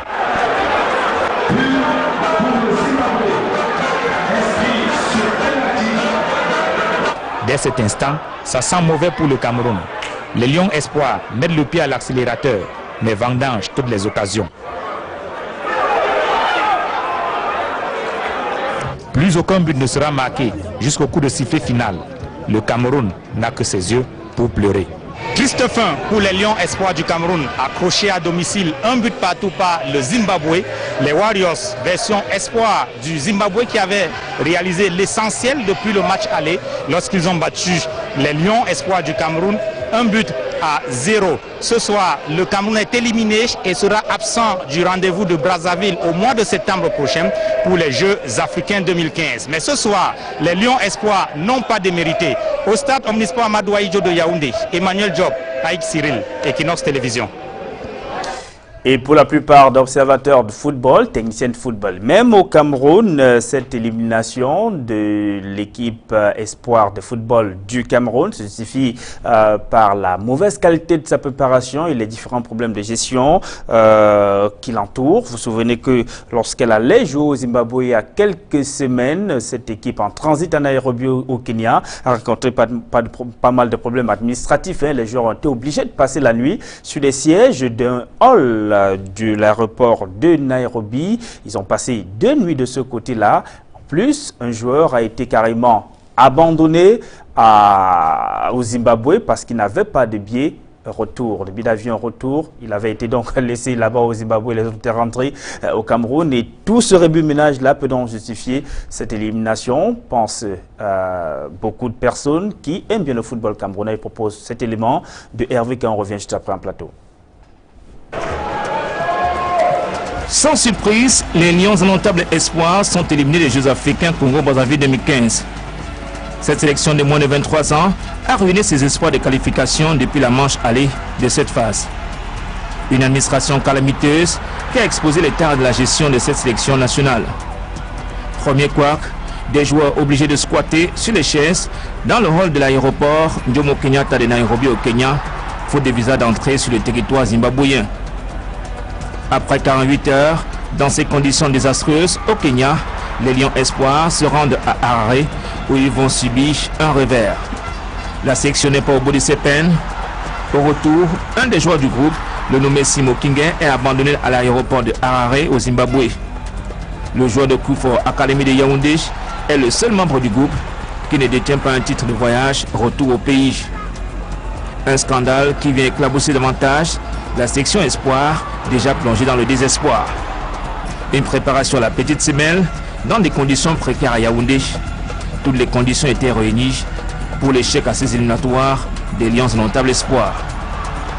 A l'inverse, les Lions de football féminin ont su surmonter les difficultés dans la mise au vert pour décrocher leur ticket qualificatif aux Jeux africains Congo-Brazzaville 2015. Détentrices de la médaille d'or, les Lions de football féminin vont mettre en jeu leur titre dans 4 mois. Difficile pour ces jeunes Lions qui ne participeront pas aux Jeux africains cette année au Congo. Les Jeux de Brazzaville 2015, Frédéric Wakula, désolant? Très, très désolant. Mais moi, je ne sais même pas si désolant, encore, il y a un mot plus fort. C'est la catastrophe. une fois de plus, on revient sur les mêmes choses. Regardez une image comme celle-là, comment je dis, une nation comme le Cameroun, où les grands frères comme Timothée Makongo, les jeunes Keke, les Roger Mila, pour ne que citer cela, ont essayé de mettre, les Etofis, ont essayé de mettre le nom du Cameroun à un certain niveau par rapport au football. Mais à cause des, moi je peux dire des guerres, à cause de la mauvaise administration, à cause des... Parce que on privilège certaines personnes. Moi je ne refuse pas les clans. Ok, mais dans les clans, il faut mettre les gens qui sont capables de travailler. Ok, même si on fait des clans, il faut mettre des gars capables de travailler, des gars formés. Si c'est le management pour faire les passeports et tout, il faut mettre des gars qui sont qualifiés. Il ne faut pas prendre un gars qui se retrouve en train d'être ramasseur de balles, se retrouve en train d'être manager ou bien, je ne sais pas. Moi, je dis c'est autant de choses, ou directeur. C'est autant de choses qui font en ce que ces équipes-là seront éliminées. Regardez la préparation de cette équipe, vous pensez qu'elle peut faire quoi? Moi, j'étais là-bas au Dia voir ces enfants. J'ai vu les conditions dans lesquelles ils étaient. J'étais là-bas pour mon stage, pour ma soutenance à licence A. J'ai vu les conditions dans lesquelles ils étaient. Même de l'eau, il n'y a pas. Et au niveau du climat, c'est pas trop ça par rapport à ce qu'ils vont rencontrer là-bas et tout. Mais les entraîneurs sont obligés de se battre comme ça. Et puis, on attend les résultats et tout. On fait les choses bâclées. Moi, je dis, c'est autant de choses qui feront que notre football n'avance pas. Bon, les gens ont intérêt à changer. Je pense que l'heure, c'est depuis 20 ans qu'on parle de ça, hein, je pense. Bien avant moi, après moi, pendant que je suis là et tout. C'est les mêmes choses, mais je pense que les gens doivent avoir honte et dire qu'il faut qu'on arrête aussi. Et que les choses changent. Timothée Makongo, bien après ceci, il y a l'équipe junior aussi qui n'a pas pu faire le déplacement de l'Australie pour prendre part au tournoi à Spaya parce que les joueurs n'ont pas pu avoir de visa du côté de l'ambassade de la Belgique. On ne s'y est pas pris à temps côté Cameroun. Moi, j'abonde un peu dans le même sens que mon jeune frère, parce qu'en réalité, c'est quelque chose, c'est très grave. C'est même la catastrophe dans cette réalité, parce qu'on a tendance un peu à critiquer le football, l'Africa Foot, le machin, mais en réalité, c'est pas les structures qui sont réellement fautives. Hein.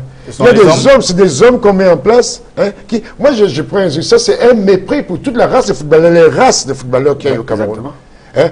Et nous sommes nombreux dans ce football qui sont des véritables intellectuels, des véritables managers, des véritables ceci. Pourquoi faut-il qu'à chaque fois, qu'on met dans la tête de l'Africa Foot, quelqu'un qui en réalité méprise les footballeurs? Exactement. Parce qu'en réalité, la véritable faiblesse de ce comité de normalisation, pour dire la vérité, hein, le comité de normalisation est un concept qui est très très bien, très bon.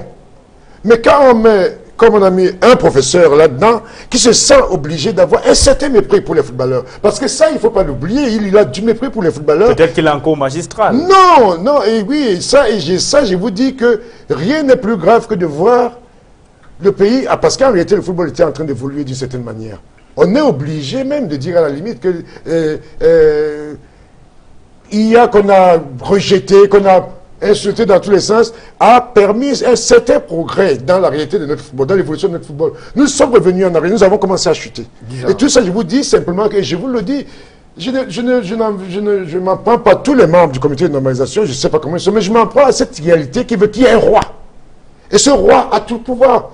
Et les autres, au lieu de se dire, nous devons agir en réalité de play, en réalité de play, en réalité de faire play, en réalité même de démocratie, hein, il y a un roi. Et tout ce qui s'agrippe au roi devient inféodé au roi. Au lieu de travailler pour le football, on travaille pour le roi. Et le roi étant Joseph Ouna, tout le monde travaille pour le roi. Et le roi, ce qu'il dit est bon.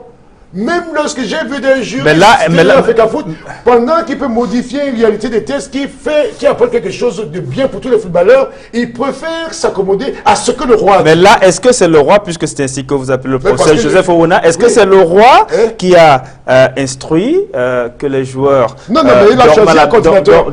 Comment vous expliquez dans le hall de l'aéroport? Comment vous comprenez qu'en 2015, au Cameroun, on ne peut pas prévoir d'avoir des visas? Nous, en 1970 déjà, 71, 72, hein, dès qu'il y a un voyage, j'étais en Chine. J'ai fait 2 mois en Chine. Je suis allé en Éthiopie, à Addis Ababa. Je suis allé partout en Afrique. 2 semaines avant le voyage, les visas étaient prêts. Avec les lions indomptables. Avec les lions indomptables. C'était clair, c'était net. Et tous les lions indomptables, depuis les années 70 jusqu'aux années 2000 vont vous dire que les préparations étaient bien faites. Hein? Pourquoi brusquement il arrive ce genre de situation qui sont impensables, incroyables? l'oubli de visa, l'oubli d'avoir un titre de donner, un titre de transport à un joueur. C'est même honteux de le sortir, de le dire comme ça dans une fédération qui est constamment en gestation. Qu'est-ce que vous voulez qu'on fasse? Nous restons embryonnaires à tout moment, avec tous les intellectuels qui disent qu'ils sont nouveaux, mais qui méprisent, parce qu'en réalité, au-delà des querelles des footballeurs entre eux, là, que les autres nourrissent très bien, nous sommes contents de nourrir, les footballeurs peuvent absolument gérer ce football. Alors, avec tout cela, une question s'impose. Le football est-il devenu la honte du Cameroun? On pose la question parce que l'élément que nous allons vous proposer tout de suite va permettre de mesurer le poids et le sens même de cette question. Vous ne le savez peut-être pas, mais à travers le reportage que va vous proposer Aïe Cyril, vous verrez comment, lors du match qui opposait l'équipe nationale féminine de football du Cameroun à celle de l'Éthiopie, là également c'était l'éliminatoire de ces Jeux africains, un match remporté par les Lions indomptables du Cameroun, une joueuse de l'équipe d'Éthiopie qui a eu un petit bobo, le temps d'être transporté par l'ambulance. L'ambulance n'a pas démarré et même à l'intérieur de l'ambulance, il n'y avait pas véritablement de kit médical pour prendre soin d'elle. Regardez plutôt ce reportage et on revient juste après. C'est l'image de la honte au stade Omnisport Amadou Ahidjo de Yaoundé. Une joueuse éthiopienne est victime d'un coup dur pendant la rencontre. L'ambulance qui doit la transporter à l'hôpital refuse de démarrer. Quelques secouristes sont obligés de pousser cette ambulance qui en réalité n'a rien de médicalisé. C'est donc dire que ce sont des lions abandonnés à elles-mêmes qui descendent dans l'arène. Le ministre des Sports et de l'Éducation physique, absent, c'est le secrétaire général du MINSEP qui préside la rencontre. Le coup d'envoi est donné devant des gradins vides, on dirait un match à huis clos. Personne ne prend au sérieux le football féminin. Je crois qu'il est grand temps d'y penser. Parce que quand on parle du football féminin, c'est toujours dans le mauvais sens. Face à ce manque d'intérêt des Camerounais, l'Éthiopie ne se fait pas prier. À peine 1 minute 30 de jeu, le Cameroun est cueilli à froid sur ses propres installations.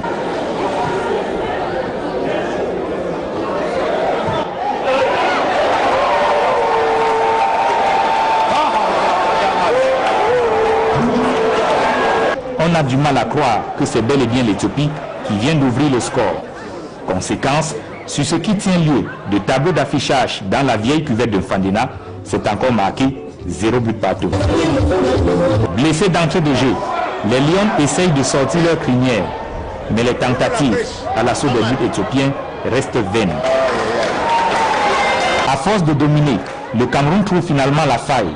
Aboudi Ongene exploite un ballon à l'entrée de la surface de réparation. Elle élimine le portier adverse avant d'inscrire son but. Nous sommes à la 40e minute. Un autre tableau d'affichage, cette fois beaucoup plus original, affiche le vrai score. Cameroun 1, Éthiopie 1. C'est sur ce score qu'intervient la pause.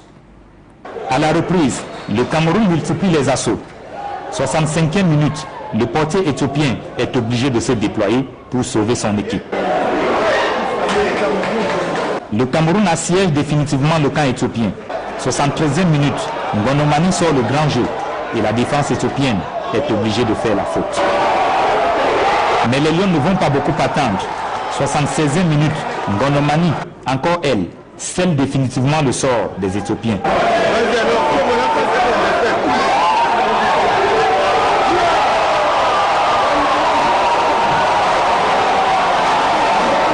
Deux buts contre 1. C'est sur ce score que l'arbitre siffle la fin du match. La qualification en poche, les Lions peuvent remercier le ciel.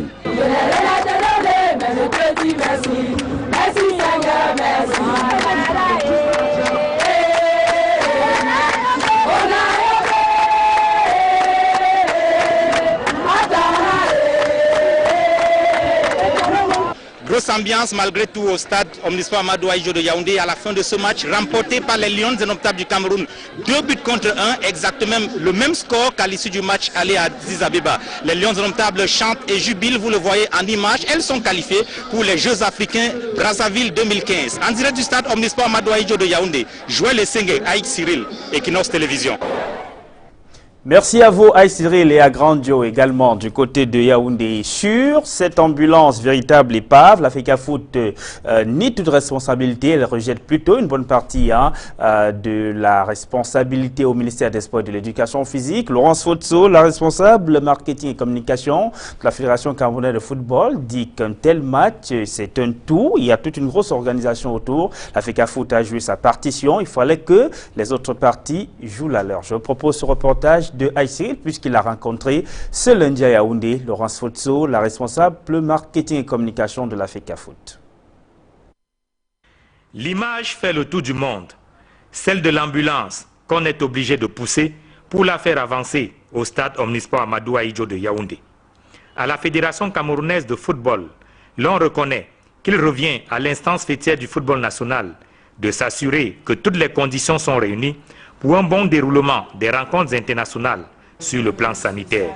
Nous avons une commission effectivement de médecine. C'est une commission qui fonctionne effectivement autour des matchs. Et nous avons un président de cette commission, mais qui effectivement travaille en étroite collaboration avec les institutions nationales et gouvernementales.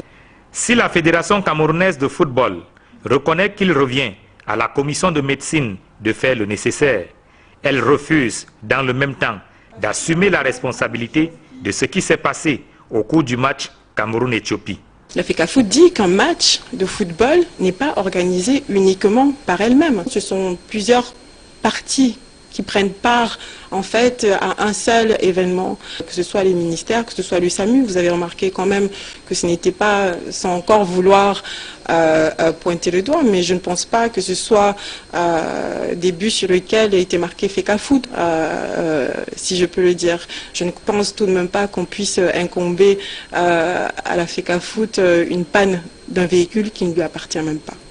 Dans ce cafouillage, finalement, la FECAFOOT annonce l'ouverture d'une enquête, à l'issue de laquelle il n'est pas exclu que des têtes tombent si d'aventure les coupables sont dans la maison. Si effectivement à l'issue de cette enquête, nous nous apercevons qu'il y a eu un manquement d'un de nos agents, c'est de notre responsabilité de pouvoir effectivement non seulement le notifier, et c'est de notre responsabilité de pouvoir faire en sorte qu'un tel incident ne se reproduise plus.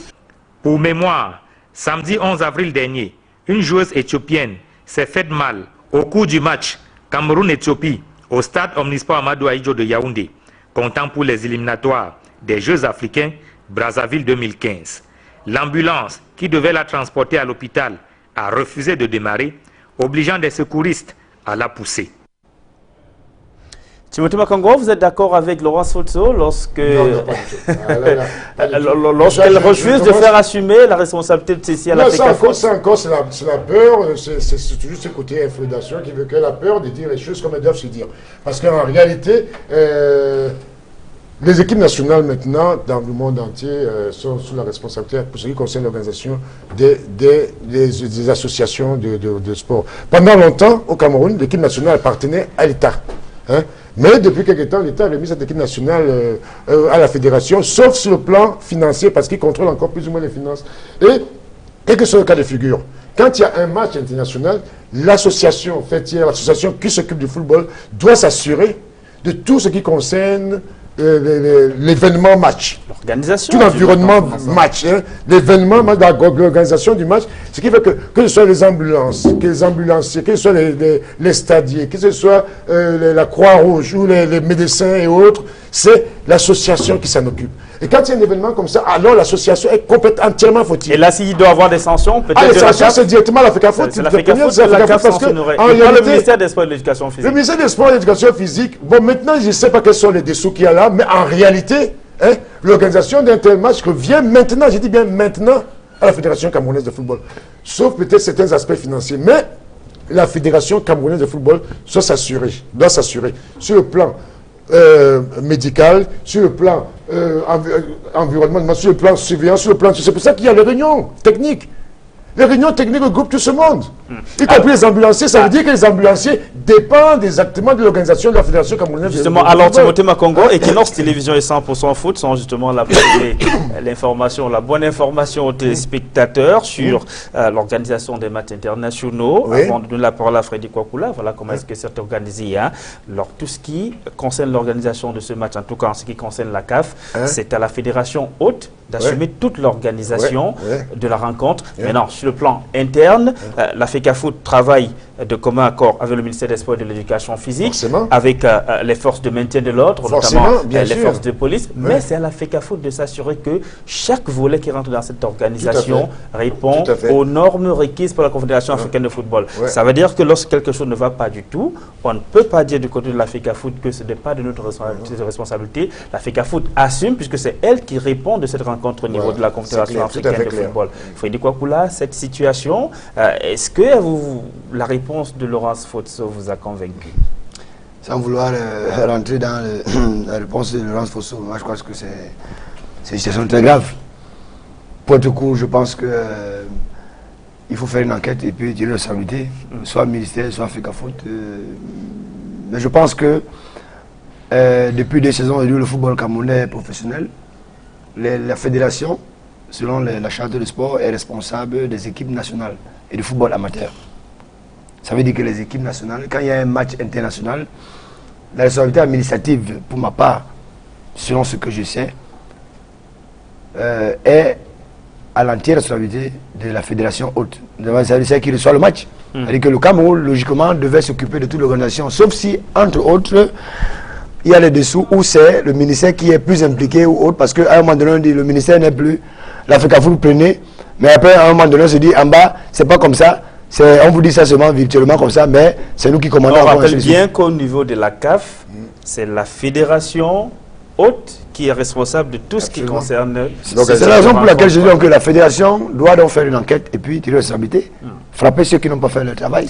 Bien évidemment, on va rester avec les Lions indomptables, on va rester dans les tanières. Cette fois-ci, on a parlé de l'équipe espoir, de l'équipe féminine. On a également parlé des juniors qui n'ont pas eu de visa pour aller en Autriche jouer ce tournoi à Speyer. On va maintenant parler de la sélection Fagnon A qui affronte la Mauritanie dans moins de 2 mois pour les éliminatoires de la CAN 2017. Et à moins de 2 mois du début de ces éliminatoires, il y a encore beaucoup de problèmes, beaucoup d'interrogations qui se posent au sein de cette dernière-là. La situation du sélectionneur Volker Finke n'est pas encore clairement tirée, puisque son contrat arrive à expiration dès le mois de mai prochain. On ne sait pas si les verrous restent toujours d'actualité en ce qui concerne les joueurs qualifiés de bannis, ceux-là qui ont été épinglés comme étant les fauteurs de troubles dans la tanière lors du mondial au Brésil, limitant ainsi les pouvoirs du sélectionneur pour convoquer les joueurs dont il a besoin pour faire son groupe. En tout cas, je propose cet élément et on en parle juste après.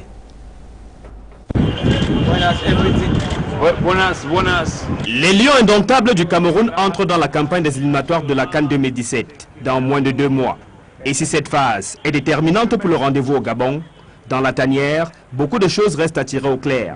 D'abord, la situation actuelle du sélectionneur de l'équipe nationale de football du Cameroun, dont le contrat s'achève au mois de mai 2015. Aucune indication jusqu'ici sur une prorogation ou pas de ce contrat. Mais ce qui est certain, ce sont ces batailles en coulisses entre les dirigeants du football camerounais qui souhaitent le départ de Volker Finke et ceux qui veulent le garder à la tête des Lions indomptables du Cameroun. Des batailles qui ont souvent par le passé éloigné l'équipe d'une bonne préparation. Il y a également le verrou mis sur la porte de cette sélection par les dirigeants du comité de normalisation de la FECAFOOT, pour qui certains joueurs ne sont pas sélectionnables, notamment ceux qualifiés comme responsables de l'indiscipline qui a prévalu dans la tanière lors de la Coupe du Monde au Brésil en 2014. Du coup, les pouvoirs du sélectionneur pour convoquer les joueurs dont il a besoin sont limités. Les conséquences de ce verrouillage ont d'ailleurs été perceptibles lors de la phase finale de la CAN 2015 en Guinée équatoriale, où le sélectionneur semblait faire encore des essayages pour constituer un groupe de titulaires. Les tensions observées dans la tanière en Guinée équatoriale sont-elles passées? Voilà l'autre question qui mérite d'être posée à la veille des éliminatoires de la CAN 2017, sachant que seul le premier de chaque groupe, en plus des 2 meilleurs deuxièmes de cette phase, seront qualifiés pour aller au Gabon. La crise à la FECAFOOT est également d'actualité et pourrait éloigner les dirigeants de l'objectif qui est la qualification à la CAN 2017. Les problèmes de gestion qui se sont multipliés ces derniers mois au sein des équipes espoirs et juniors méritent une prise de mesures ferme pour éviter des répercussions dans la sélection fanion.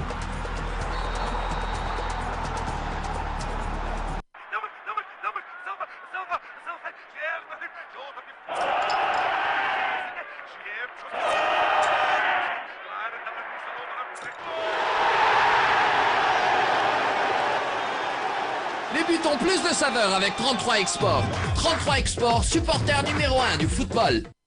Et on va parler de cet ancien lion indomptable décédé ce dimanche à l'âge de 54 ans, Jacques Roux, Jacques si vous le voulez, l'ex-sociétaire du Canon sportif de Yaoundé et de l'équipe nationale de football du Cameroun est donc décédé dimanche à l'âge de 54 ans. Jacques Roux aurait succombé à un cancer et vous le voyez, vous l'avez tout à l'heure vu en image avec le président de la Confédération africaine de football, tout simplement parce que après sa carrière de footballeur, Jacques Roux avait embrassé les métiers de la communication, notamment le journalisme de sport. Il avait fait le tour des pays, précisément africains, pour chercher des personnalités ressources avec lesquelles il faisait donc des plateaux de télévision. Et tout à l'heure, en début d'émission, on a parlé avec Timothée Makongo en guise de témoignage. Je vais proposer également un témoignage d'Angilbert Barga et d'autres personnes qui l'ont côtoyé, notamment au sein du Canon sportif de Yaoundé. Ces personnes ont été rencontrées à Yaoundé par Aïk Cyril. Roujac s'en est allé pour l'éternité. L'ancien joueur du Canon sportif de Yaoundé est décédé à Paris en France, laissant derrière lui le souvenir d'un arrière latéral hors pair. Il jouait latéral droit et il avait une très grande propension à soutenir les attaquants. Et à chaque fois à l'époque, on lui demandait de refréner ses ardeurs et de rester d'abord défenseur. Vous comprenez que c'était un grand précurseur du poste de latéral droit. Arrivé au Canon sportif de Yaoundé, à une époque où le club de Nkondongo survolait le football continental, Roujac va très vite marquer les esprits par sa vivacité. Il avait un plus dans son apport offensif. Il était capable de balayer tout le couloir. Et d'ailleurs, nous sommes dans les années 80, à l'époque où la préparation physique se résumait à plusieurs footings. Il était tout le temps le premier. C'est un garçon qui avait beaucoup de qualités athlétiques au niveau, n'est-ce pas, de l'endurance. Être capable de tenir sur un couloir devant et derrière pendant tout un match. L'un des faits marquants de Roujac, du moment où il était joueur, est d'avoir réduit à néant le footballeur Kairi, qui revenait pourtant d'une Coupe du Monde époustouflante avec les Lions de l'Atlas du Maroc en 1986. Le grand souvenir qu'on garde de lui, c'était en 1986, dans le Canon. Le Maroc venait de faire une brillante prestation en Coupe du Monde. Ils avaient un attaquant, Kairi, qui venait de jouer la Coupe du Monde brillamment. Et le Canon s'est retrouvé opposé au Mazefes et Roux avait comme client en face de lui ce Kairi-là, qui l'a complètement muselé. Ça, c'est quelque chose que nous avons, qui nous a beaucoup marqué à l'époque. Mort à l'âge de 55 ans, Roujac, qui est arrivé au Canon en provenance de football sportif d'Akonolinga, se reconvertit au journalisme à la fin de sa carrière, ce qui lui donne la possibilité de côtoyer les grands dirigeants du football mondial, à l'instar de Issa Hayatou, président de la Confédération africaine de football. 55 ans pour Roujac au mois de décembre prochain. Frédéric Pokula, Timothée Makongo, on va sortir de ce plateau et on imagine bien, Frédéric Pokula, quand ce qui vous concerne, vous allez dans les prochaines heures reprendre la route de la région de l'Est, retrouver le centre de formation dont vous avez la charge aujourd'hui, AS Bethel. Oui, le centre de formation AS Bethel qui a été créé par Guy Bekolo, qui est un promoteur qui aime le foot, qui est un passionné de football. Bon, l'objectif principal est de faire sortir, développer le football de la région de l'Est à partir de la base et de donner une chance aux enfants de l'Est d'émerger dans le football, les apporter une expertise formidable. Bon, c'est la raison pour laquelle nous avons commencé par une équipe de deuxième division pour qu'on existe déjà. Et puis par la suite, on va créer des Benjamins, les minimes, les cadets d'ici 2 ou 3 mois. Ce que vous devez savoir, c'est que je gère cette équipe, ce projet comme manager général. Et puis nous sommes en train de construire, on m'a octroyé un terrain sur lequel nous sommes en train de construire un stade de football et on aurait les locaux pour peut-être, les locaux pour loger nos joueurs et éventuellement recevoir des équipes qui seront de passage à Bertois. Bon, c'est un nouveau projet porteur, j'ai choisi ce projet. J'ai eu beaucoup d'autres propositions. Vous avez quitter les bancs de Ligue 1. Oui, j'ai eu des propositions en Ligue 1, Ligue 2, mais moi je suis un homme qui aime travailler dans le concret, dans les objectifs, dans les projets. Et aujourd'hui, je pense que d'ici 2 ou 3 ans, on parlerait de AS Bethel. Et jusqu'ici, ça se passe plutôt bien. En tout cas, merci d'être venu, d'être parti de la région du Soleil Levant, la ville de Bertois, pour venir faire ce plateau à Douala. C'est moi qui vous remercie. Merci également à vous, Timothée Makoko. Martine, comment est-ce que vous appelez hein? J'encourage vivement Freddy dans sa nouvelle initiative. Et vraiment, c'est une très très belle initiative. J'espère que la même initiative sera reprise dans d'autres régions du Cameroun. Hein, c'est ce qu'on demande d'ailleurs à Africa Foot depuis. Encourager, accompagner ce type d'initiative, surtout. Alors, je vous l'annonce déjà, lundi prochain, nous aurons un document exclusif du Camerounais entraîneur de football Justin Bambok. On ne vous en dit pas plus parce qu'il y a de belles choses qui sont en train de lui arriver du côté du Paris Saint-Germain, le grand PSG, si vous le voulez bien, retenez-les comme ça. C'est un document qu'on proposera la semaine prochaine, lundi prochain, sur 100% Foot. Merci à toutes et à tous. Vous étiez nombreux à travers le monde entier à nous regarder encore ce soir.